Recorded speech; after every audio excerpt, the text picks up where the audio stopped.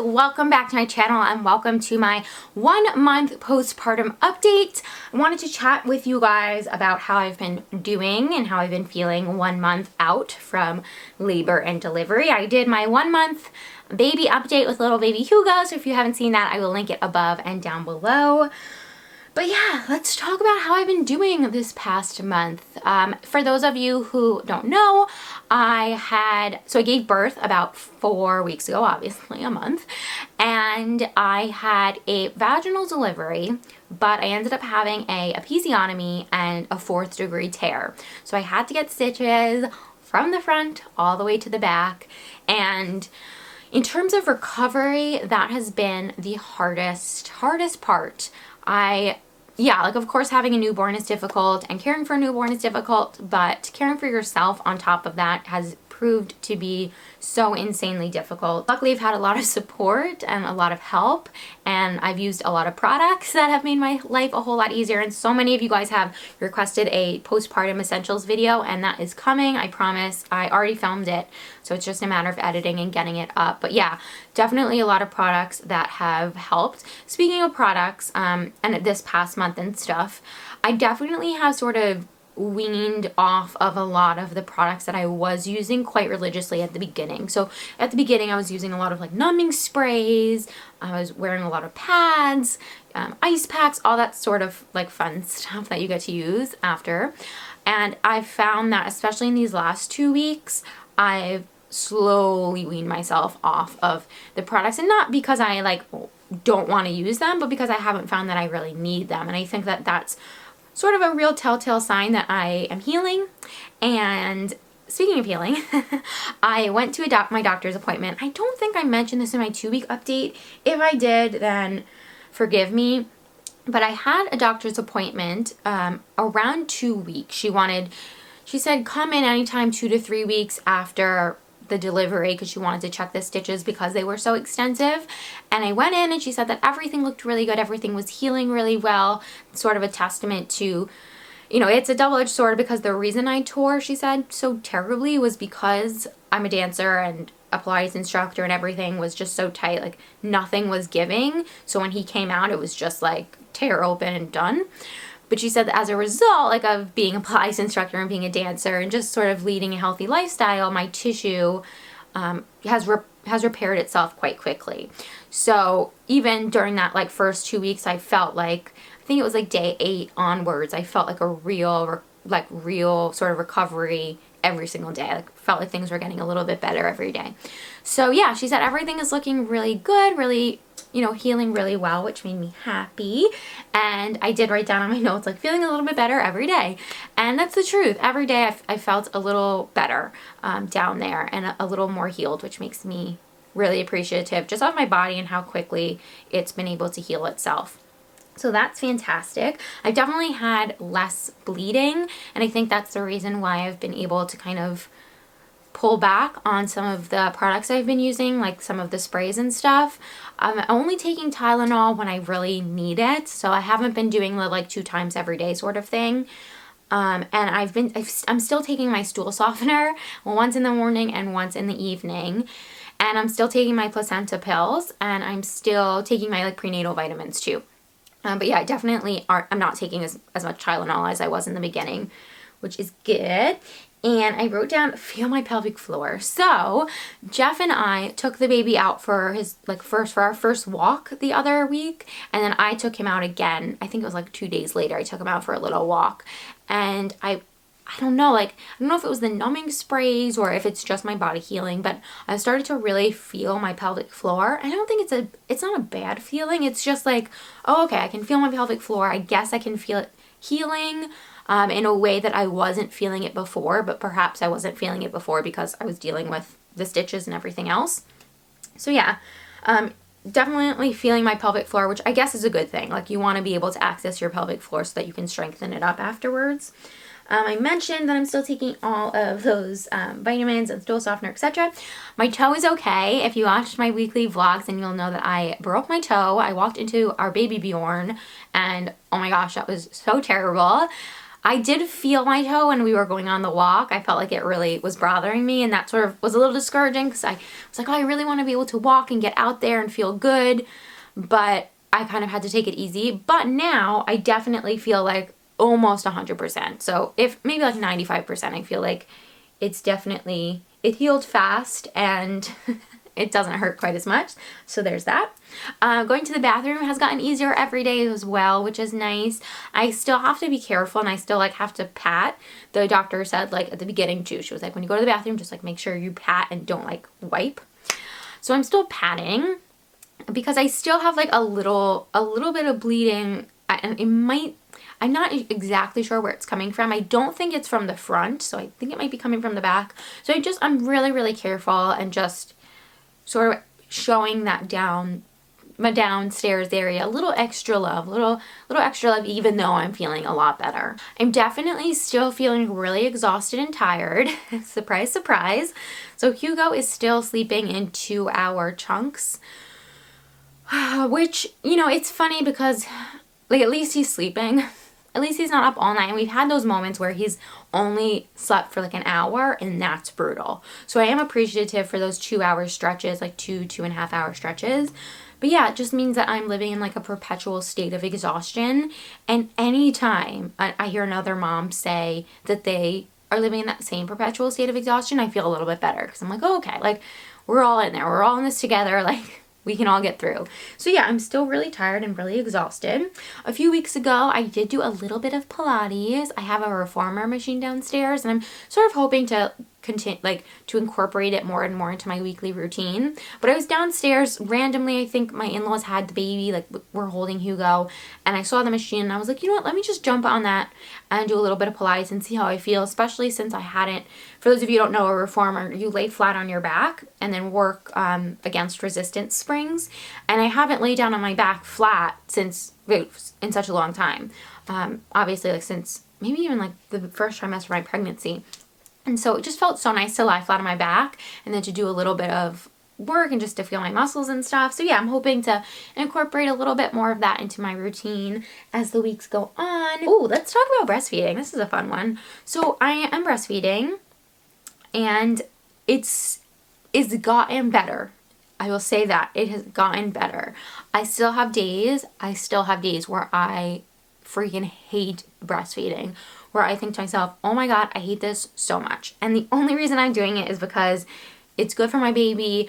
It's creating that bond between us. Not that I don't think like giving your baby formula or a bottle creates that same bond, but for all like the reasons they say you should breastfeed, I'm fine. I'm doing it. But there are so many moments where I'm like, oh my God, I hate this. I hate this. And for a long time, again, if you have watched some of my other videos, then you'll know, but I have flat nipples. And so it was so uncomfortable, and I had a cracked nipple on one side, and such a learning curve. And my aunt is a lactation consultant, and she's come over multiple times to help me. And even with that help, I felt like, oh my gosh, this is so difficult. So it just makes my heart go out to women who are like really trying to make it happen, but don't have that level of support. It's just something that a lot of people don't talk about, which is crazy to me. But yeah, so I've been using the nipple shields. I'm still using the Medela nipple shields. And so many of you guys in my last update were like, girl, just use those nipple shields. Like, don't make your life so difficult. Because I think I mentioned that I like wanted to try to like wean him off of the nipple shields. But when I don't have the nipple shields on, it hurts really badly. And my aunt came to like look at the latch and stuff. And she said that it's probably, because I got nervous thinking like, oh my gosh, what if it's a tongue tie? And like, well, we have to go and get that procedure done. And that just started to like make such like an anxiety mountain in my brain. But she said that it's not a tongue tie, that his mouth is just kind of small, so when his jaw grows, hopefully his latch will just get a little bit better, and it won't hurt without the nipple shields. Because it's not my nipple that hurts, it's like my actual boob. Like I can feel the power of his jaw like pushing into my boob, and it just doesn't feel comfortable. So I'm using the nipple shields. I'm using the nipple shields all the time, even on my right boob where I don't feel like I don't necessarily really need them. But I'm using them, and he enjoys them, I enjoy them, no big deal. And I recently just ordered more nipple shields because, like I mentioned in my other video, they're transparent, tiny little flimsy things. And I feel like I'm always just like putting them down and not realizing like where they are and then like losing them for a few hours. And the worst thing if you need a nipple shield is to not be able to find one when you need one. So I ordered a few extras. I also ordered some nipple shield cases, which I'm really excited about, so that I can put a few nipple shields, like one in my bag, maybe one in the car, so that I always have one and I'm never like, you know, lost without a nipple shield, because that would just be terrible. So yeah, breastfeeding is getting better. It's getting better. I've definitely hit that. I'm 4 weeks and say Saturday. 4 weeks and what, like three days? Guys, I haven't slept. I can't do math. 1, 2, 3. Yeah, I'm 4 weeks and 3 days today. And finally, when he latches on, even with the nipple shields, it doesn't hurt. So I don't know if that's like a light at the end of the tunnel for anybody who is like in the throes of breastfeeding with a newborn and thinking like, oh my gosh, this is terrible. Does this get better? Because this hurts so badly. But it does. Like it did for me at least. So yeah, I'm happy about that. Breastfeeding pads. I think I've mentioned like a few pads in either like some vlogs or maybe some updates or something. The pads that I've really been loving are the Eco. Let me go grab them. I'll show them to you guys. I'm going to link these down below because I love them. So I have these reusable nursing pads. These are the Eco nursing pads. The first reusable nursing pads that I used were called Bamboobies. And unfortunately, they're super cute. They're like little hearts. I can't remember if I got those, if I registered for those and got them at my baby shower, or if I ordered them off Amazon. I'm pretty sure I got them at my baby shower.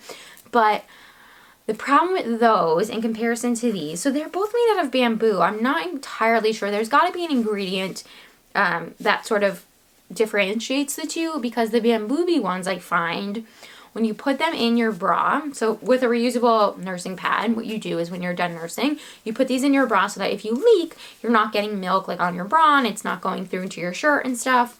With the Bamboobie ones, when they get wet and then they dry, they stick to your nipple, and it is so painful peeling the pads off of your boob.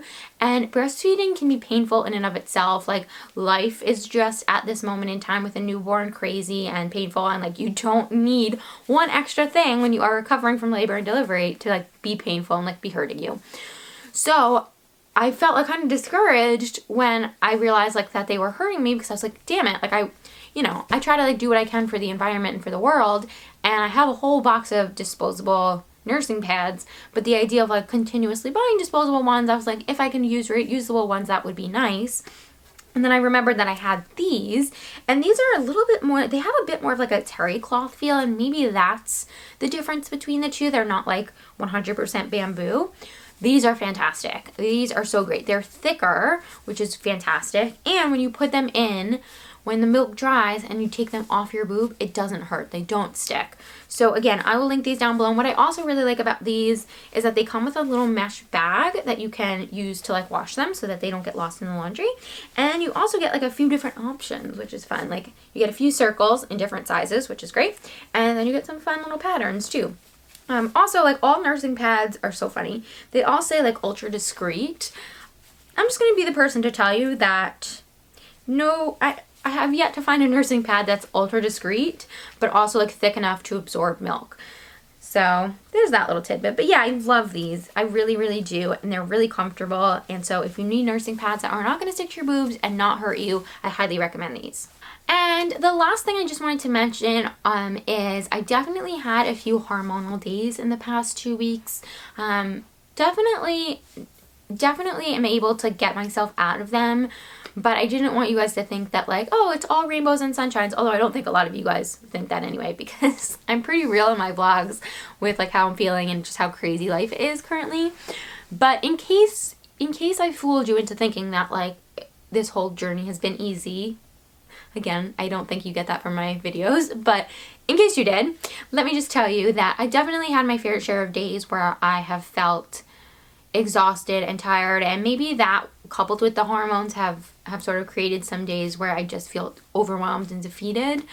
But even in the last 2 weeks, so I made a 2-week postpartum update, and then even in these past 2 weeks, a month out, you might think like, oh, like I wouldn't have any more hormonal days, or I wouldn't experience these feelings anymore, of feeling just overwhelmed and maybe alone or isolated. But I have had those days. And so, you know, from one new mom to another, or maybe if you are pregnant and expecting your baby soon, just know that like don't put a timeline on yourself. Don't feel like you have to feel a certain way by a certain time. My whole thing is I've really been taking it a day at a time, and I've found that that really helps. I've taken it a day at a time with him in terms of like what he needs and sort of understanding and getting to know him, but also with myself, like taking it a day at a time, not putting the pressure on myself in terms of, you know, emotionally, physically with my body or mentally, not rushing myself to like look a certain way or feel a certain way, just taking the emotions as they come and honoring them, allowing myself to experience them, and then letting them go. So yeah, definitely had those hormonal days. And then speaking of like my body and things like that, I weighed myself. I am 143.5. I can't remember what I weighed in my last postpartum update. I think it was 147. I could be wrong. Again, like I haven't been like weighing myself every day. I've just been weighing myself for these videos.